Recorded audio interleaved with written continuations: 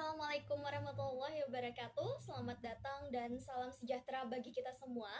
Selamat datang di observasi obrolan seru bervariasi yang mana pada kesempatan kali ini kita akan membahas tentang apa kaitan stres dengan kebahagiaan. Nah, kenapa tema ini penting? Karena banyak nih orang yang ngerasa kayak aku kok nggak bahagia gitu ya dengan berbagai macam tekanan. Nah, kita akan nanti kedatangan dua orang narasumber yang tentunya luar biasa, yang tidak asing lagi di telinga kita, yaitu Dr. Yu Hasan dan juga Kak Kowim. Kita akan sharing bersama dengan mereka, dan boleh nanti teman-teman kalau misalnya ada pertanyaan dan sebagainya.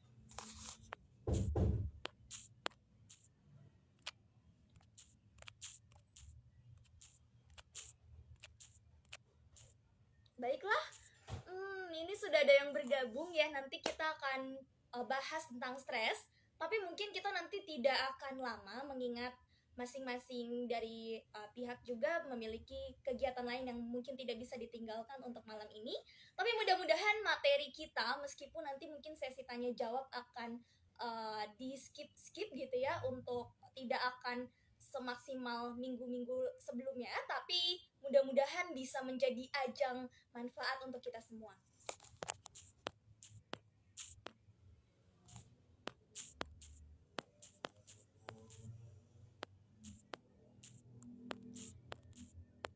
Boleh kita langsung sambil menunggu dulu dari Kak Kowim. Nanti Kak Kowim juga akan saya undang, dan juga Dr. Riu Hasan selaku narasumber yang akan menemani acara ini selama kurang lebih 1 jam ke depan.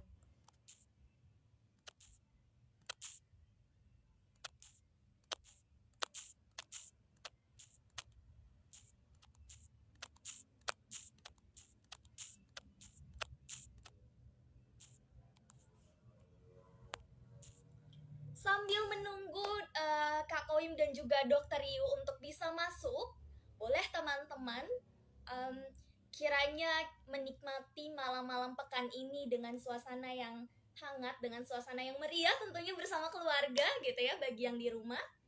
Atau mungkin bagi yang masih ada di luar, relax sejenak karena kita nanti akan menerima banyak sekali insight baru yang tentunya nanti akan menjadi manfaat dan akan menjadi hal yang bisa kita terapkan di dalam kehidupan sehari-hari.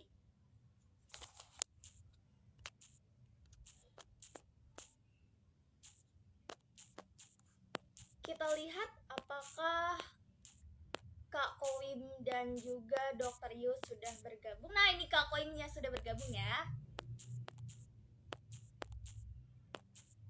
Oke, kita undang terlebih dahulu Kak Koim. Saya izin untuk undang dulu ya teman-teman ya.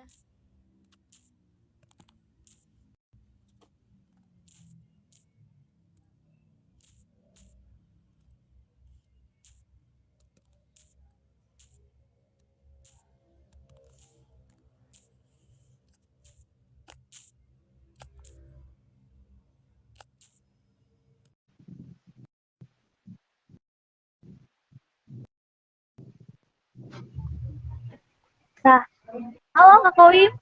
Oh, halo Apa sudah Rahel. jelas suaraku? Sudah jelas kan? Udah jelas, udah. Aman Udah ya? jelas.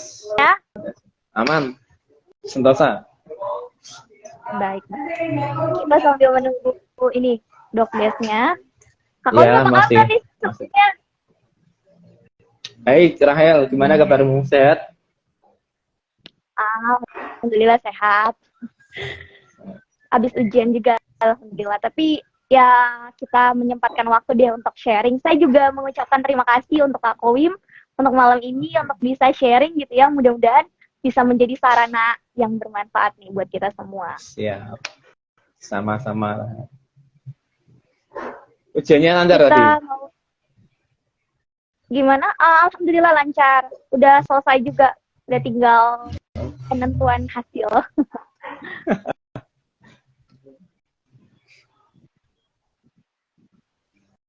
Oke, sebentar ya. Kita mau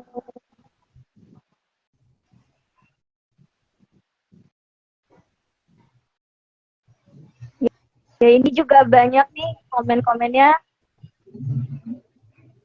Udah kita belum kedatangan Dokdes aja udah banyak pertanyaan nih. Gimana supaya kita nggak mudah untuk buat stres gitu ya.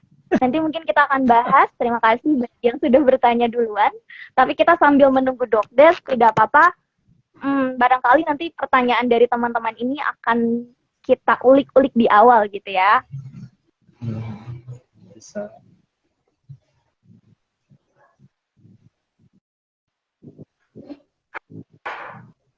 Ini aja Dokdes Coba. belum hadir loh, belum live, belum on. Iya, Online. Dokdesnya belum online. Tapi saya sudah dikontak. Gak apa-apa. Yang penting kita sudah ini ya, sudah masuk karena kan di pukul 20 juga ada kegiatan lagi. Jadi untuk mengantisipasi hal-hal yang tidak diinginkan, lebih baik memang kita masuk terlebih dahulu. Nah, Kak Kowim, boleh gak sih sambil menunggu Dokdes gitu, kasih ini dong. Kenapa? Pengantar ya, maksudnya tentang stres itu gimana sih kalau menurut Kak Kowim nih sambil menunggu Dokdes biar para penonton juga nggak bosan gitu dengerinnya. Kak Kowim sendiri pernah nggak sih stres gitu misalnya dengan urusan kegiatan? Ya sering lah, dan sebagainya? Sering dong, stres itu sering. Sering ya. Iya. Hidup tanpa stres tuh belum bisa ya.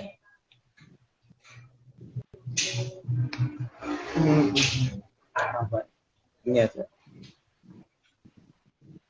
Disuruh cerita apa coba? Coba ya komentar suruh cerita apa coba? Ya, kasih hiburan sebelum Dokdesnya masuk ke dalam layar.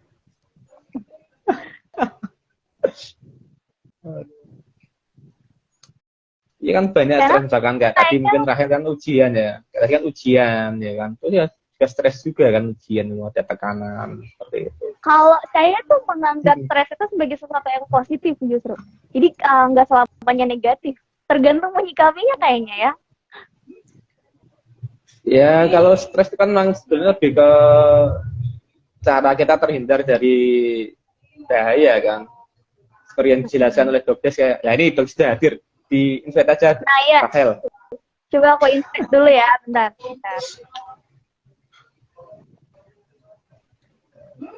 Jauh. Sebentar.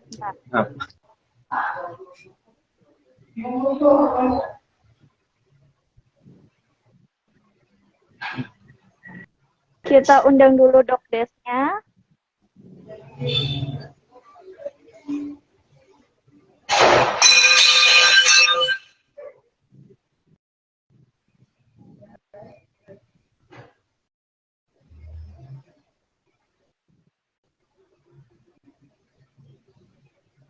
Nah, kita undang. Sudah lancar jaya. Sudah saya invite, tinggal menunggu. Ini dia. Apa, Wim? Iya, Pak. Kita sama hitam semua, Dok. Hitam semua nih, Mbak. Iya, Rahel hitam semua. Ini kayak era ini ya. Bukan, ini the main in black. Black in man, Dok. Black in man.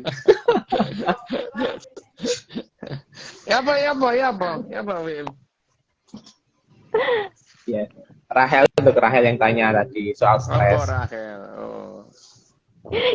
Iya, jadi kita mau bahas tentang ini ya, kaitan stres sama kebahagiaan. Ini sebetulnya tema ini sudah saya diskusikan dari jauh-jauh hari, jadi sudah berdasarkan kesepakatan bersama gitu nih. Nah, ini kita kenalan dulu dong sama yang namanya stres gitu ya. Karena kan banyak nih orang-orang yang ketika dia punya masalah, merasa tertekan, akhirnya banyak, kok aku nggak bahagia ya?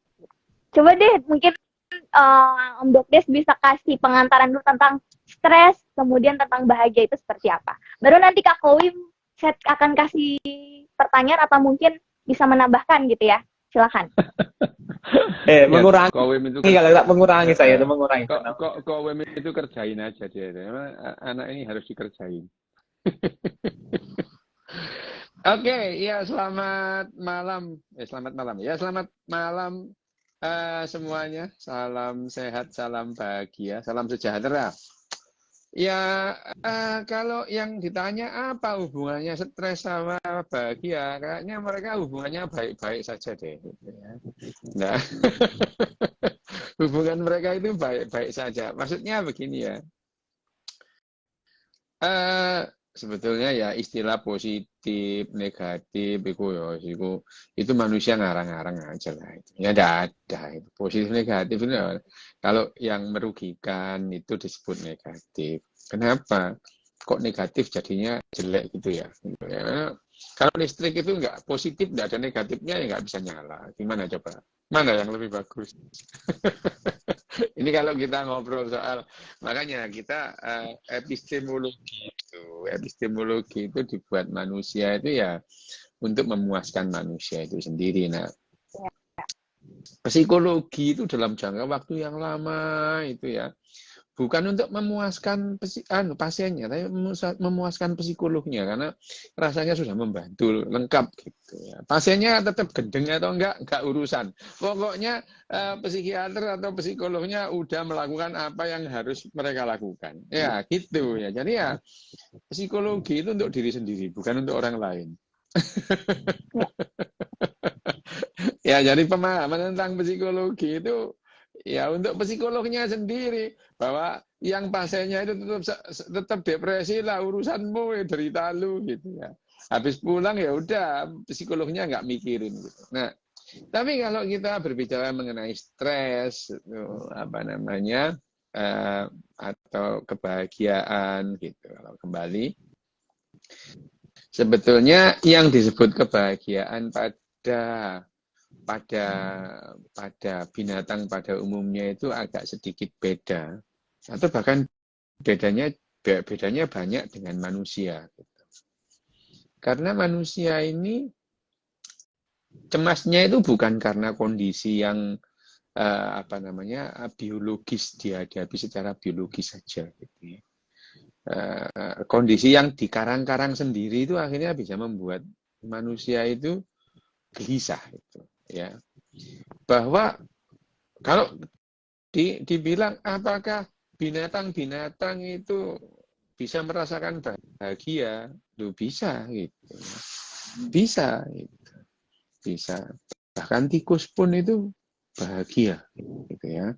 Kebahagiaannya tikus itu pernah diteliti tahun 60 itu ya. Tahun 60 itu sebetulnya peneliti ini sedang mencari di mana letaknya memori. Jadi sejak tahun 20-an itu orang-orang itu terobsesi. Memori itu disimpan di mana gitu ya. Sehingga tahun 60 itu ada 2 peneliti yang mencari itu ya, mencari letaknya memori itu di mana. Lah malah nemu pusat emosi gitu ya. Pusat emosi gitu. Memang demikian gitu ya. Cara peneliti atau cara saintis mencari sesuatu itu ada pendekatan yang berbeda meskipun sama-sama mencari sesuatu yang ada gitu ya. Misalnya Kowim ini ya, caranya ini. Kalau Kowim itu terus kemudian malam-malam jalan terus kunci sepeda motornya itu jatuh, kelotak gitu. Dan dia tahu jatuhnya itu di daerah itulah itu ya. Kunci itu pasti ada gitu. Ada di situ, nggak mungkin digondol gendruwo gitu, nggak mungkin lah ya gitu. Dan kunci itu ada gitu. Nah, ada 2 cara bagaimana yang namanya saintis atau peneliti itu melakukan pencariannya. Ya itu tadi kayak gitu rasanya. Ada yang mencari di bawah malam-malam ini dia mencari di sekitar tiang listrik yang ada lampunya itu ya, lampu penerangan umum itu ya, lampu penerangan umum itu. Ya. Nah, mereka mencari dari yang paling terang ke paling agak remeng-remeng gitu ya. Tapi ada saintis yang langsung ke gelap-gelap itu langsung meraba sana meraba sini gitu ya. Gitu. Tapi yang dicari itu ada, bukan ngarang-ngarang gitu ya. Itu saintis ya gitu ya. Yang dicari itu barang ada, bukan barang yang enggak ada. Jadi ya, ayo kita nyari gendruwo, barangnya itu enggak ada. Itu bukan saintis namanya. Itu yang gitu itu namanya paranormal gitu ya. Nah, tapi sama dengan waktu mencari yang namanya memori itu letaknya di mana gitu. Mereka nusuk sana, nusuk sini gitu ya. Akhirnya mereka menemukan tempat yang namanya amigdala gitu ya. Dan amigdala itu sangat rentan terhadap yang namanya dopamin. Dopamin ini memang sudah tahu. Dopamin sudah lama manusia itu tahu bahwa dopamin itu adalah neurotransmitter. Tapi bagaimana cara kerja otak itu lama gitu ya. Sampai tahun 60-an itu belum tahu. Belum tahu. Nah, akhirnya ya itu diketahui pusat emosi. Nah, diketahui pusat emosi ini si peneliti ini memberikan memasang apa namanya? Probe itu seperti kawat halus gitu ya di amigdalanya gitu. Nah, amigdala itu terus kemudian diberi pedal gitu, diberi tempat kalau itu dipencet gitu ya, ditekan, maka banjir dopamin di di amigdalanya itu dibanjiri dopamin gitu. Nah, awalnya mereka tahu kalau misalnya tikus itu ya, kalau tikus melihat makanan, melihat keju gitu itu di daerah sekitar dopamin di sekitar amigdala itu dopaminnya naik gitu. Dopaminnya naik gitu ya. Dan tikusnya itu gembira gitu ya dengan lahap makan gitu. Tetapi sesaat dia mulai makan keju itu gitu ya. Turun gitu ya. Jadi pada saat dia makan keju itu dopaminnya langsung turun. Kebahagiaan di otak tikus ini hilang gitu. Kebahagiaannya hilang gitu ya. Nah, tapi yang namanya kebahagiaan ini membuat tikus-tikus itu mencoba untuk melakukan lagi karena yang namanya kebahagiaan itu candu itu memberikan kecanduan. Otak kita itu kecanduan perasaan gembira, perasaan bahagia gitu ya. Itu yang diketahui saintis waktu itu. Nah, kemudian saintis itu memasang pedal tadi itu kalau pedalnya dipencet akan banjir dopamin gitu. Lah kok tikusnya itu mencet pedal itu terus itu ya. Mencet pedal itu terus. Dikasih makan itu enggak mau itu. Wis pokoknya mencet aja. Disuruh milih antara makanan dan kebahagiaan, yang dipilih kebahagiaannya. Itu enggak makan dia itu. Dipencet akhirnya tikus ini mati dalam kondisi bahagia. Mati gembira, euforia sampai mati gitu ya. Euforia sampai mati. Nah, itu yang dinamakan sisi gelap dari kebahagiaan. Kebahagiaan itu bisa membunuh itu ya. Bisa membunuh kalau kebahagiaan itu tidak hilang-hilang dan dia kehilangan selera makan. Itu yang terjadi pada orang-orang jatuh cinta, tidak mau makan itu. Saking senengnya itu. Saking senengnya dia tidak mau makan itu. Tidak bisa tidur, tidak mau makan gitu ya. Itu orang yang jatuh cinta itu. Orang jatuh cinta itu tidak bisa tidur, tidak mau makan, saking bahagianya. Gitu. Maksudnya itu ya dikasih makan, tidak mau dia. Kemana-mana ingat kamu. Gitu. Aku mau makan, ingat kamu. Ya, aku mau tidur, ingat kamu. Gitu. Sampai mau beol, lihat toilet, ingat kamu juga. Gitu. Itu yang terjadi. Jadi pada dasarnya yang namanya kebahagiaan di sini itu adalah perasaan excited pada otak binatang pada saat dia menemukan sesuatu. Itu yang namanya bahagia. Nah, yang terjadi adalah kebahagiaan kalau waktu yang lama itu akan membuat motivasi kehidupan itu turun gitu ya. Ya itu. Motivasi kehidupan itu menurun gitu. Jadi yang namanya tadi itu, kenapa kok bisa perasaan itu bahagia? Kenapa yang namanya mendadak apa namanya, eh, ini apa namanya, amigdala dibanjiri oleh yang namanya dopamin gitu. Nah, tidak lain dan tidak bukan, ya, biang keladinya adalah stres itu.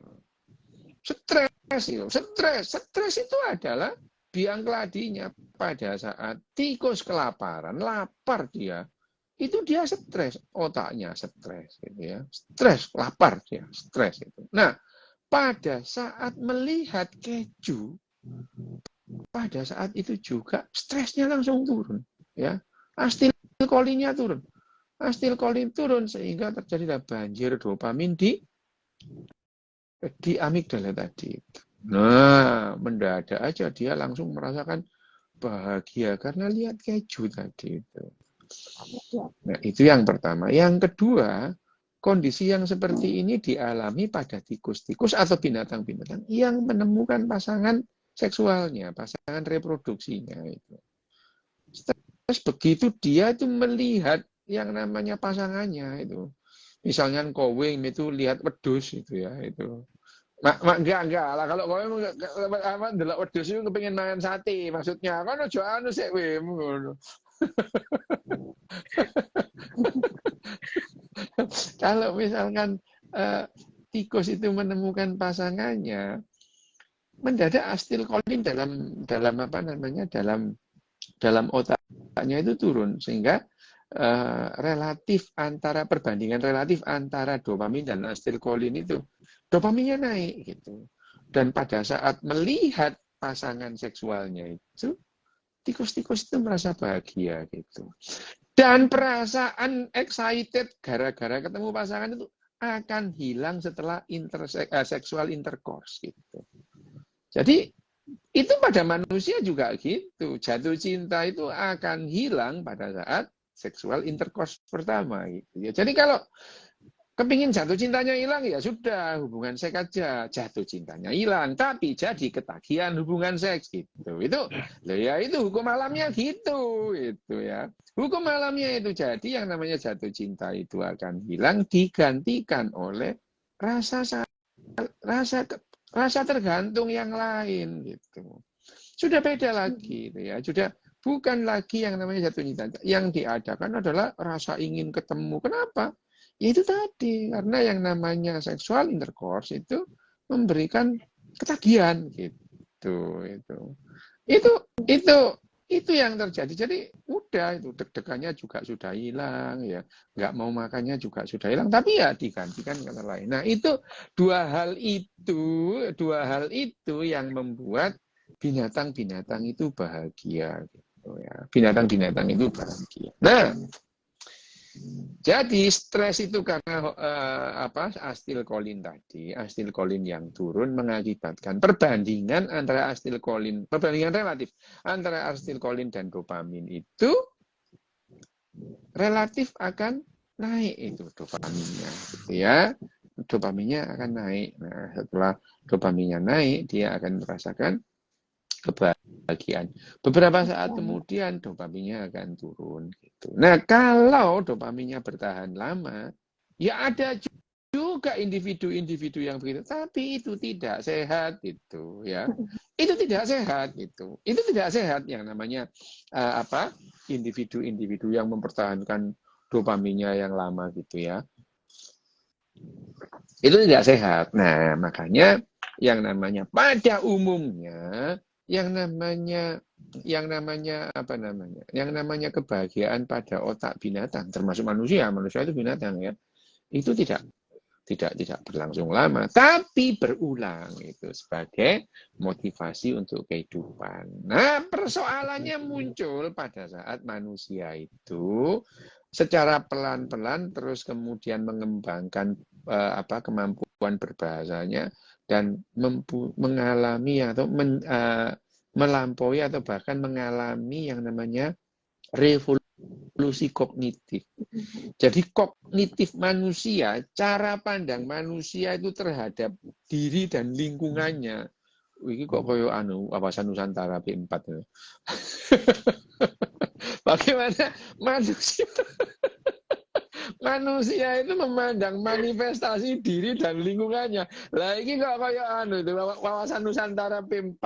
Gini ya, memang betul. Jadi cara pandang manusia terhadap manifestasi diri dan lingkungannya itu berubah pada saat mengalami revolusi kognitif. Jadi manusia itu kenal dirinya itu tidak lagi apa adanya, tidak secara ontologis gitu. Jadi manusia itu akhirnya membayangkan kehidupannya itu secara epistemologis harusnya gini, harusnya gitu. Lah yang ngarang-ngarang aja sih gitu ya. Itu ngarang-ngarang aja itu. Itu ngarang-ngarang aja. Nah, tapi ya itu yang terjadi pada manusia sehingga stres pada manusia itu bukan tidak hanya karena tidak ketemu makanan atau tidak ketemu pasangan seksual itu. Tapi manusia ngarang-ngarang sendiri lewat gelap-gelap takut hantu gitu ya. Itu dibuat-buat sendiri gitu ya. Itu dibuat-buat sendiri gitu ya. Manusia gitu ya. Itu yang namanya apa namanya? Stroman falasi. Manusia itu falasi.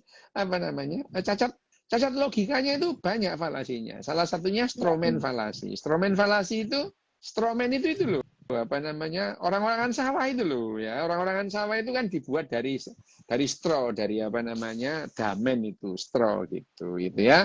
Itu manusia. Manusia itu membuat orang-orangan sawah untuk nakut-nakuti burung gitu ya. Tapi akhirnya dia takut sendiri gitu ya itu. Ya, manusia itu bikin orang-orangan sawah untuk nakut-nakuti burung. Tapi akhirnya manusia itu takut sendiri sama orang-orangan sawah. Malam-malam gitu. Nanti ada gerak-gerak sendiri gitu ya. Nah itu yang namanya. Tapi manusia ini membuat narasi-narasi seperti itu. Tujuannya ya untuk membuat manusia, narasi dibuat manusia itu untuk membuat manusia itu makin erat hubungannya, ikatan kelompoknya makin kuat gitu ya.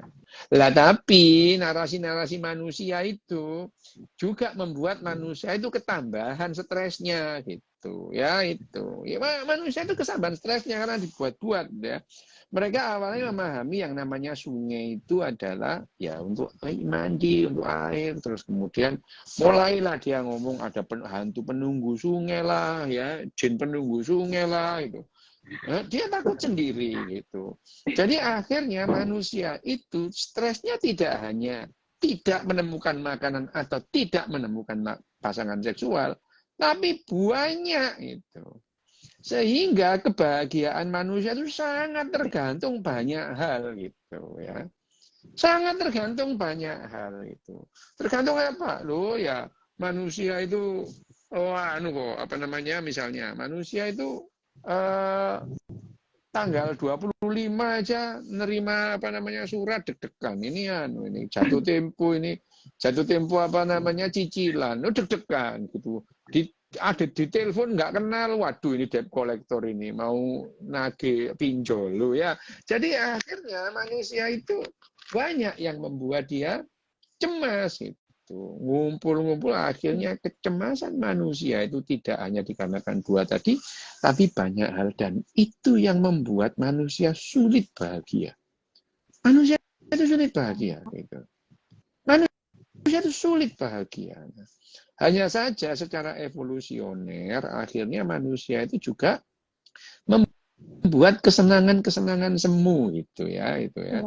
Itu kesenangan-kesenangan semu. Kesenangan-kesenangan semu itu kesenangan-kesenangan semu itu adalah itu dibangun oleh cara kerja otak manusia itu sendiri gitu ya. Cara kerja otak manusia itu sendiri dibangun oleh kesenangan. Misalnya mimpi itu ya. Mimpi manusia itu tugasnya adalah mendelete atau menghilangkan memori-memori yang tidak enak. Itu salah satunya. Sehingga manusia itu membuat akhirnya manusia itu lebih ingat kepada hal-hal yang menyenangkan dibanding hal-hal yang tidak enak. Itu udah jelas itu. Oke. Kowem itu kalau ingat SMP-nya itu ingat-ingat yang enak, padahal dia itu enggak suka sekolah itu. Mulai masuk udah kepingin keluar aja, kepingin bel aja. Ini kapan sih ganti pelajarannya, belnya kapan ini ya itu. Tapi sekarang kalau dia ingat-ingat SMP, ingatnya ya sama mbak itu yang digodain dia, tapi mbaknya nggak mau itu ya. Sama-sama mau sih sebetulnya. Kowe mau beneran, mbaknya mau muntah itu. Itu dulu itu. Terus no, Dok. Terus no, terus ke. Lah itu namanya sama-sama mau, Mem. Kamu mau beneran, arek mau muntah itu ya. Ini sekedar pendahuluan mengenai kenapa manusia itu sulit bahagia dan akhirnya kebahagiaan manusia itu tergantung populasi gitu ya. Tergantung populasi, tidak tergantung individu, tapi tergantung populasi. Jadi orang itu bahagia itu tergantung komunitas, tergantung populasi. Makanya yang namanya individual itu tidak ada kebahagiaan individual, yang ada ketenangan iya, ketenangan iya, kegembiraan iya, kesenangan iya, tapi itu bukan kebahagiaan. Kebahagiaan itu tergantung individu lain. Oke? Itu pertama. Wes. Oke. Kita beralih dulu nih Kak Owim ya. Setelah kita sudah menyimak tadi pemaparan dari Dr. Riyu Hasan gitu ya. Kalau menurut Kak Owim sendiri nih, apa sih hal yang misalnya kan kadang ada orang yang sering ngerasa aku tuh nggak puas ya sama kehidupan gitu. Terutama nih bisa anak-anak muda deh, pada generasi-generasi muda yang kadang-kadang kalau lihat temennya upload di media sosial ada rasa iri atau ada rasa ketidaksukaan tersendiri. Nah, kalau menurut Kak Owim tuh gimana sih menyikapi hal itu gitu? Kita tuh selaku generasi muda harus apa gitu? Mungkin ini pertanyaan yang cocok ya buat Kak Owim, silakan. Kamu dikerjain. Wah, ini seperti orang motivator aja dong. Saya motivator aja dong. Ini dari dikerjain syukur, ayo. Ayo terus dong, ayo. Dia itu kalau kita kemarin kan bahas kayak yang bahas filsafat stoikisme dulu kemarin. Stoikisme. Gak apa-apa. Ya ini kan kemarin Dok Rahel ya, rasional lah. Rahel ya. Belajar rasional. Yeah. Kalau misalkan ya kita teman kita mungkin punya yang lebih tinggi dari kita, misalkan punya harta, punya sesuatu yang lebih tinggi dari kita, ya rasional aja. Kita tuh bisa nggak seperti itu kan, seperti itu. Nggak, jangan terus teman saya bisa, saya pasti bisa, ya nggak seperti itu juga kan. Satu harus rasional karena melihat kondisi, terus juga kemampuan kita, jangan termakan emosi, jangan termakan perasaan. Seperti itu aja sih, harus rasional. Oke, terima kasih Kak Owim jawabannya ya, berarti rasional gitu. Ini mudah-mudahan nih bisa diambil ininya, pembelajarannya gitu selaku terutama untuk anak-anak muda, janganlah kawan-kawan iri dengan teman-teman kalian sendiri ya. Aduh, saya cara otak kita aku tunggu ya. Mungkin Dokes mau nambahi.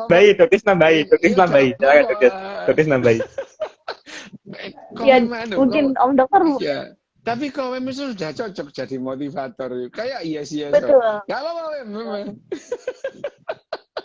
Lah jadi lu ijal lamis, kau memang lamis. Ya memang. Ya tapi kan enggak begitu loh ya cara kerja otak. Aku tunggu ya. Saya tak ngombe dhisik. Oke ya. Jadi kalau kita ini kau memang kayak yo loh, kok kayak yes. Tapi ya enggak gitulah ya cara kerja otak itu. Ya enggak bisa. Orang itu enggak bisa ambil positifnya saja lah ya, ambil positif itu ya enggak jelas hari ini ya. Ambil positif itu. Lah kan misalnya tuku baterai, Pak, saya beli positifnya ya enggak bisa gitu. Itu kehidupan ini satu paket gitu loh ya gitu ya. Jadi ambil positifnya. Lah yang enggak bisa gitu. Ambil positifnya, kami kehidupan ini kita ambil satu paket yang ya ada semua. Nggak bisa kita ambil positifnya Kan kok suwe-suwe kaya motivator. Gak apa-apa, Wim, tapi kan lucu, apik, Wim. Tapi gini ya, itu yang namanya kebahagiaan itu. Kebahagiaan itu tergantung banyak orang gitu ya. Banyak orang. Kalau orang lain itu Pak sangat sangat istilahnya annoying gitu, mengganggu itu, akan sangat mempengaruhi kamu gitu ya. Mengganggu. Misalnya aja, kamu sehari di WhatsApp atau di SMS orang yang kamu tidak inginlah hubungan sama dia gitu itu, ya. Itu mengganggu gitu. Jadi bahwa kebahagiaan kita tidak tergantung sama orang lain. Loh, kata siapa itu? Kebahagiaan itu sangat tergantung banyak orang gitu. Ya, misalnya kamu akan tenang, bahagia di bis kalau semua orang itu punya tata krama. Di bis itu gimana gitu ya? Tertib, diem, ndak nyalain handphone gitu ya. Terus kalau ada orang tua dipersilakan duduk gitu ya. Kalau ada perempuan hamil dipersilakan duduk gitu ya. Nggak nerima telepon ngomong banter gitu. Jadi misalnya itu ya, misalnya ada orang telepon di bis kota atau di MRT itu, di kereta itu. Halo, ya semua terganggu gitu ya. Semua terganggu gitu. Nah, yang dilakukan adalah melatih orang-orang, setiap individu untuk mendapatkan kebahagiaan bersama gitu ya. Jadi indeks kebahagiaan itu variabelnya ya orang-orang ini gitu. Diatur gitu ya. Diatur, dilatih apa? Dilatih berempati ya. Itu dilatih berempati, dia itu dilatih tidak trespass gitu ya, tidak ganggu gitu ya, tidak ganggu orang gitu, tidak ganggu orang. Nah itu yang namanya lo suka-suka, iya suka-sukamu itu lo ganggu orang gitu ya. Kemarin juga ada gitu ya, orang itu kan kebahagiaannya beda-beda. Enggak, kebahagiaannya sama. Mereka senangnya beda-beda. Yang satu seneng rawon, satunya seneng soto gitu ya. Tapi kalau mereka makan bareng, lo ya harus ada yang ngalah. Ya wis makan rawon naik gitu, ya itu. Nah itu yang mengatakan manusia itu bahagia gitu. Nah kalau manusia itu bahagia suka-suka sendiri, lo ya tidak menemukan kebahagiaan gitu. Tidak menemukan kebahagiaan. Kebahagiaan itu tergantung memang gitu, tergantung orang lain. Misalnya salah satu survei kebahagiaan itu ditanya, kalau kamu sakit, kira-kira pemerintahmu itu peduli nggak sama kamu gitu, ya? Ya, masyarakat yang bahagia tentu merasa pemerintahnya peduli gitu. Kalau kamu ketinggalan handphonemu di kantor atau di pasar, kamu panik enggak gitu?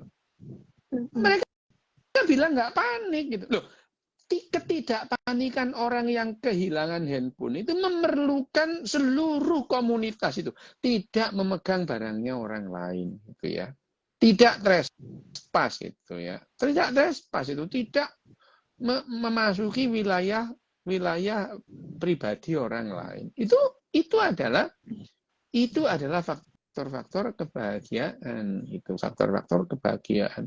Bahwa semua orang itu mempunyai kegemaran, kesenangan, lah iyalah ya gitu. Misalnya Kowim suka dangdut, nyetel dangdut, tipnya dibawa kemana-mana itu ya, tipnya bawa itu dibawa, bawa naik bis, nyetel lagunya Ida Laila, siksa kubur lah ya, orang sabis takut semua gitu dengerin siksa kuburnya Kowim gitu. Nah ini adalah Kowim itu membuat ketidakbahagiaan gitu, ketidakbahagiaan pada semua orang. Nah jadi kalau kamu itu membuat orang lain tidak tenang itu, ketahuilah kamu itu adalah sumber ketidakbahagiaan dalam komunitas itu. Dia itu loh bikin orang tidak tenang gitu ya. Orang di WhatsApp nggak balas WhatsApp, di WhatsApp lagi. Lo kamu itu ya ngerti yo kalau WhatsApp nu nggak dibales, iku wis lah yo. Wes kapan-kapan naik kalau wis balas orangnya mau balas, nah itu gitu. Itu yang begitu-begitu itu tidak diajarkan tapi dilatih gitu ya. Itu dilatih gitu. Dilatih. Nah, makanya itu yang namanya manusia itu tergantung kebahagiaan tergantung individu lain. Entah itu orang, entah itu anjingnya. Manusia berdua dengan anjing dia bisa bahagia bareng gitu ya. Tapi kalau kesenangan ya sendiri. Karena dengan anjing itu manusia itu malah dia itu mencarikan makanan gitu ya. Pupuknya kotor dibersihin sama manusia gitu ya. Nah itu merupakan itu kebahagiaan itu ya, kebahagiaan bahwa orang lain melakukan pekerjaan-pekerjaan yang pada dasarnya itu membantu individu lain, itu menghasilkan kebahagiaan gitu. Kebahagiaan komunal, kebahagiaan bersama. Itu yang dikejar yang namanya bahagia pada manusia. Manusia tidak bisa bahagia sendiri. Oke. Baik, dokter. Terima kasih. Kak Kowim ada tambahan mungkin? Mengambil positifnya, Mem. Ayo diambil positifnya, Mem. Enggak. Yang bilang ngambil positifnya siapa? Tak bilang rasional kok. Maksudnya ya maksudnya tahu diri lah. Masa mau iri sama orang yang kayak dokternya tahu diri lah. Maksudnya nggak mungkin aku iri dengan dokter kan, nggak mungkin. Lo lo tahu diri itu juga perlu latihan, Mem. Tahu diri lalu banyak. Ya iyalah, latihan bener latihan. Nah, bener. itu tahu diri lalu. Orang itu kalau nggak tahu diri ya dikasih tahu ya tetap nggak tahu diri gitu. Ya, Mem. Ambil positifnya, Mem. Ini otakku negatif semua, Dok. Di otakku negatif semua.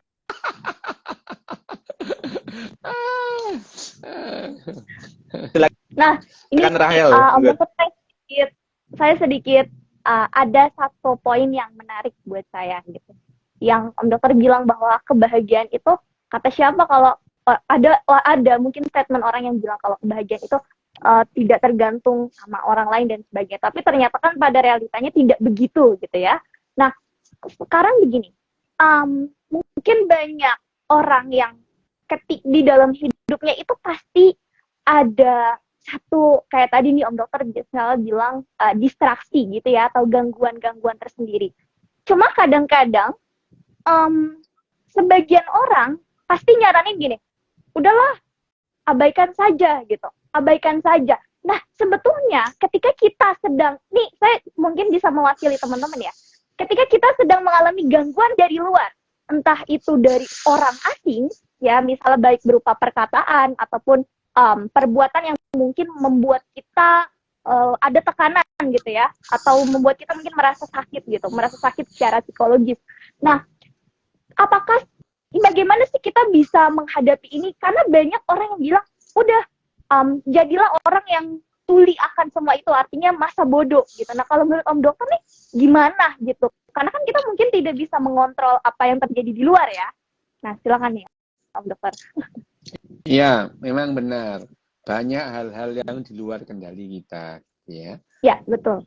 Ada hal-hal yang dalam kendali kita penuh. Perilaku orang itu di luar kendali kita. Menyikapi perilaku orang itu full dalam kendali kita, gitu. Tapi kendali kita ini pun tidak lantas terus kemudian ada demikian saja gara-gara nasihat. Nggak bisa gitu. Abaikan saja gitu. Orang yang biasa ngurusin orang lain nggak akan bisa mengabaikan begitu saja gitu. Lah sembarang kamu urusin. Bajunya orang kamu urusin. Orang nggak sembayang kamu urusin. Gitu itu orang yang model begini tidak bisa dikatakan udah abaikan saja, nggak penting banget dalam hidupmu. Ini nggak bisa. Orang dia biasanya resek kok, semua diurusin gitu. Nah, untuk mengabaikan hal-hal yang tidak penting bagi dirinya, orang itu mesti paham mana wilayah privat, mana wilayah publik gitu. Jadi orang yang sudah terbiasa membedakan masalah privat dan publik, dia tidak menghiraukan apa kata orang tentang pribadinya dia gitu itu. Ya, tentang pribadinya dia. Jadi karena dia juga tidak ribut dengan pribadinya orang lain. Nah, pada saat ada orang seperti itu, udah abaikan saja gitu. Nggak usah dikasih tahu. Orang yang terbiasa dari kecil berlatih untuk tidak mengikuti atau tidak mencampuri privasi orang lain, otomatis dia menganggap itu nggak penting banget, itu kan urusanku. Diem dia, tidak berkomentar gitu ya. Itu dia tidak komentar. Nah itu dia yang namanya sudahlah ya, sudah abaikan saja omongannya dia itu. Itu enggak bisa, tapi kalau dari kecil dia diajari, dilatih untuk mengetahui mana ruang privat, mana ruang publik, otomatis dia itu tidak akan menghiraukan omongan orang lain tentang pribadinya itu. Itu ya. Itu yang terjadi gitu.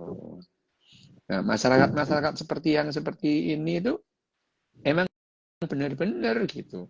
Bahkan misalnya yang pernah saya sering pakai contoh itu, kalau di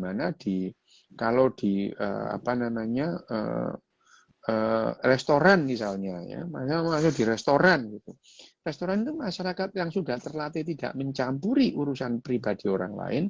Di restoran ada orang menjatuhkan piring, prompiang gitu. Mungkin dia kaget ya, tapi dia akan berusaha memalingkan wajahnya, nggak melihat itu. Karena itu udahlah ya, itu urusan individual, urusan pribadi, bukan urusan bareng-bareng gitu ya. Nah, kalau di suatu tempat kan ada kerompiang gitu, langsung malah dilihat terus tanya, apa berantem ya sama suaminya ya? Itu istrinya yang jatuhin tadi ya. Loh, jadi panjang ceritanya gitu lah. Bayangin aja orang yang jatuhin piring, kalian yang ribut loh. Orang yang begini ya nggak bisa disuruh bilang abaikan saja. Orang kebiasaannya semua diurusin gitu. Iya, baik. Jadi itu katanya Ical di videoin yo Ical dibuat konten gitu, orang mecahin piring gitu. Emang Ical kelakuannya Ical itu. Nah, ini ada satu pertanyaan dari audiens, tapi sebelum kita beralih, mungkin Kak Koim ada ini nggak sih tips, kan banyak nih labeling yang disematkan ke orang. Jangan, tapi serius. Misalnya tentang generasi baperan gitu ya, menjadi orang yang baper dan sebagainya. Sebenarnya kalau menurut Kak Koim tuh wajar nggak sih kalau kita misal pada saat menghadapi stresor dari luar, terus kita merasa ada bawa perasaan sedikit gitu? Ya tadi sih seperti yang dikatakan Dokter tadi ya, pengendalian diri itu ada di diri kita ya kan. Ya, tadi itu perlu latihan seperti itu dari dini ya, melatih bagaimana kita merespon yang dilakukan orang lain terhadap kita, seperti itu. Latihan. Latihan bal-balan ya? Latihan menahan diri, latihan menahan emosi, latihan rasional gitu. Jangan latihan bahasa. Bukan latihan bulu tangkis, bukan ya. Seneng aku iki Dokter, senengane Dokter paling awas Dok. Balik tak siap Dokter sih. Terus latihan untuk tidak mencampuri urusan orang lain gitu ya, itu juga perlu. Ini ada pertanyaan nih Dokter dari jangan sampai nih Gabriel gitu ya. Bagaimana sih cara memerangi depresi? Depresi itu sebenarnya bisa diperangi nggak sih Dok? Nah ini. Waduh. Ya unfortunately ya, sayangnya orang itu tidak sulit menghilangkan depresi gitu ya. Ya meskipun dengan obat gitu ya, itu dengan obat. Tapi yang namanya depresi itu ya perlu dikurangi gitu ya, perlu dikurangi. Karena depresi itu nggak enak lah, wis pokoknya nggak enak lah ya itu. Depresi itu adalah kondisi yang sangat tidak mengenakan, menurunkan kualitas hidup gitu ya. Nah, obat-obatan, terus kemudian terapi psikologis yang lain itu bisa mengurangi sedikit atau banyak keluhan-keluhan itu. Sekali lagi tidak ada cara yang benar atau yang salah itu menjalani depresi. Kalau dengan jilatin setir mobil, kamu merasa nyaman terus jilatono setir mobilmu itu tidak merugikan orang gitu ya. Kalau kamu merasa nyaman melakukan sesuatu dan tidak merugikan orang, lo ya tidak apa-apa gitu ya itu. Tapi kamu misalnya ketok-ketok rumah orang untuk menurunkan depresimu, lo kayak gendeng apa gitu ya itu. Nah, emang ganggu orang gitu ya.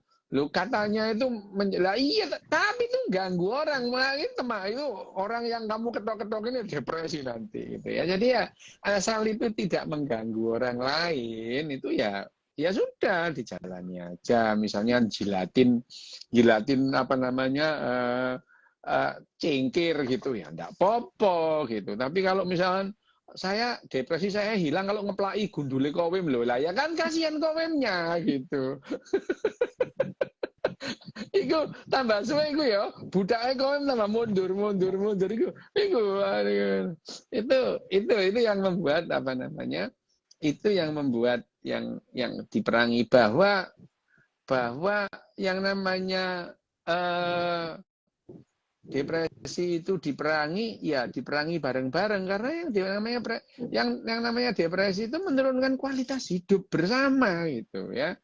Kenapa? Sekali lagi, setiap individu itu memberikan kontribusi terhadap kebahagiaan komunal, gitu ya, kolektif. Nah, kalau misalkan bayangin aja ada 100 orang yang 5 depresi, ini ya komunitas 100 orang itu kualitasnya akan turun, gitu ya. Makanya sebetulnya yang sudah beberapa kali saya bicarakan itu WHO itu sebetulnya tahun 2020 itu WHO mencanangkan untuk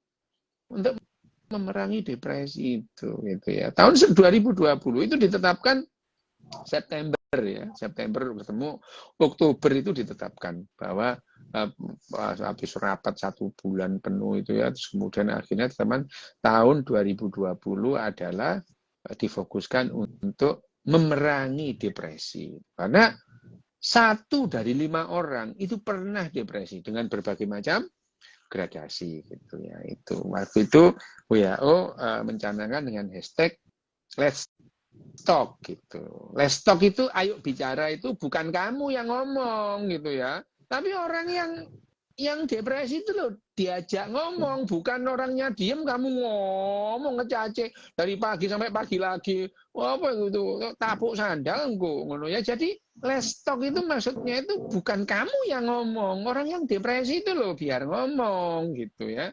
Itu hanya saja ya ternyata tahun 2020 itu sebelum itu dijalankan, wah udah keserang yang namanya pandemi, hilanglah itu yang namanya memerangi depresi. Bahwa depresi itu harus diperangi, iya, diperangi secara bersama-sama.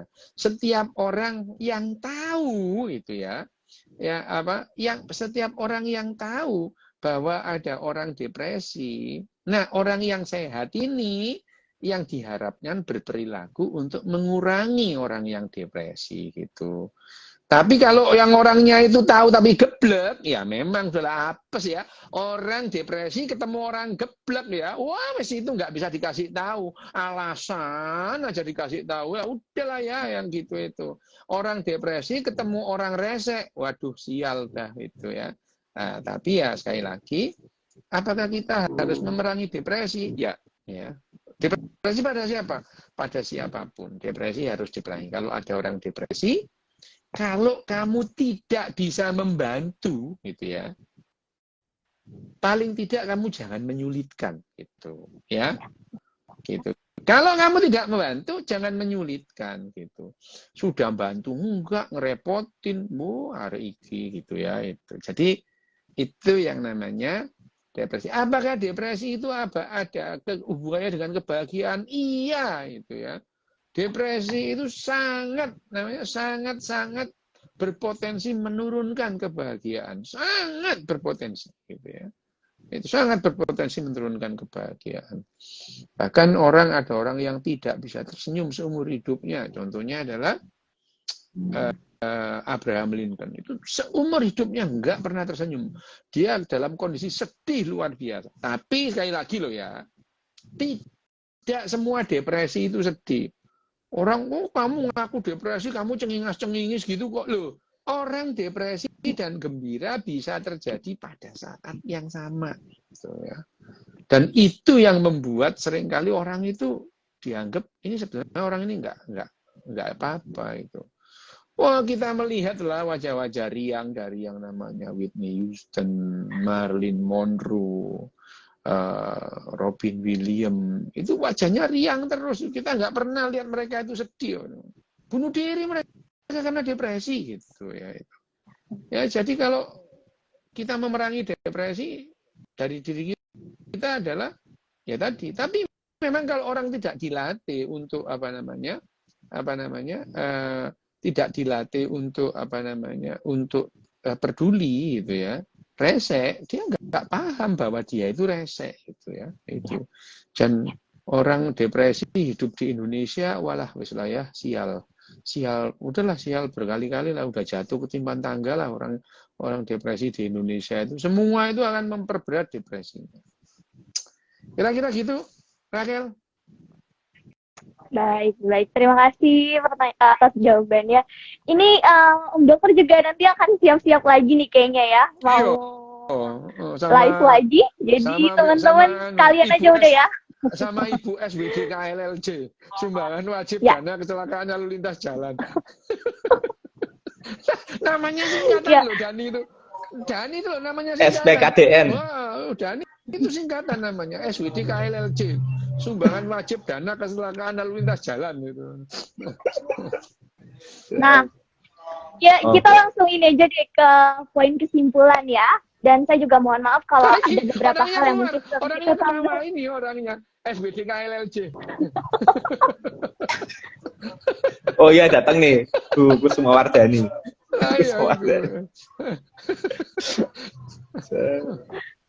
Oke, karena kita mengingat waktu dan Om Dokternya juga harus prepare ya.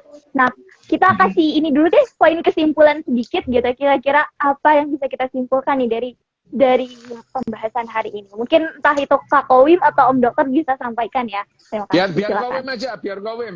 Enggak, Dokter aja, Dokter. Dokter saja ya. Itu jadi yang namanya kebahagiaan pada manusia itu berbeda pada binatang yang lain, karena manusia itu pada akhirnya meskipun tidak dirancang secara biologis, akhirnya manusia itu kehidupannya itu melalui yang namanya revolusi kognitif.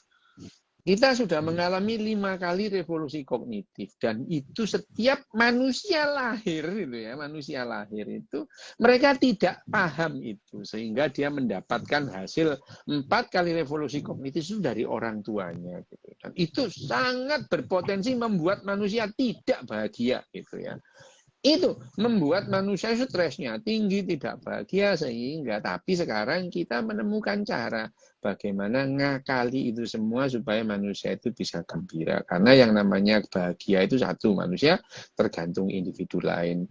Bahagia pada individu itu tidak bisa berkepanjangan karena akan mengurangi motivasi untuk melanjutkan kehidupan. Tapi yang namanya kebahagiaan sendiri itu adalah motivasi untuk melanjutkan kehidupan, asal nggak lama-lama. Tapi yang namanya kebahagiaan komunal itu perlu dipertahankan untuk mempertahankan kualitas hidup dalam komunitas, menurunkan entropi, gitu ya. Baik sekali, terima kasih Dokter. Nah, Kak Kowim ada tambahan atau sudah cukup? Oke, tambahin. Udah cukup. Enggak cukup ya. Nambahi waktu nanti, tambah waktu. Enggak ada. Ya Rahel, silakan Rahel. Enggak ada. Baik, terima kasih. Artinya kita sama-sama harus bisa bagaimana kita supaya tidak mengganggu apa yang menjadi kepentingan orang lain. Bedain sama kepentingan diri kita sendiri sama dengan kepentingan publik. Jadi diharapkan kita tidak menjadi orang-orang yang toksik untuk merusak kebahagiaan orang lain gitu ya. Nah, Ya. terima kasih. Tapi teman-teman, satu hal yang diambil ini bukan bulian ya. Artinya gitu. Kita bisa ambil pelajaran itu dari mana aja gitu, dari perspektif mana aja. Kak Kowim sebagai narasumber juga pasti punya perspektif yang berbeda-beda. Tentu kita harus bisa menghargai dan juga mengambil pembelajaran dari apa yang telah dikemukakan. Terlepas dari benar atau salah, Bener itu terus, yang baiknya. Kowim Seperti itu. bener terus. Kowim bener terus. Gitu ya teman-teman Bener, ya. Dodes bener, Mohon maaf. Dodes bener. Akhir kalau kita ngomong lagi Ya. bisa Kowim ya. Ya kita kerjain.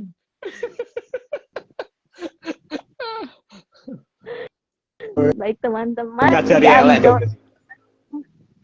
diambil ilmunya, diambil yang baik-baiknya ya.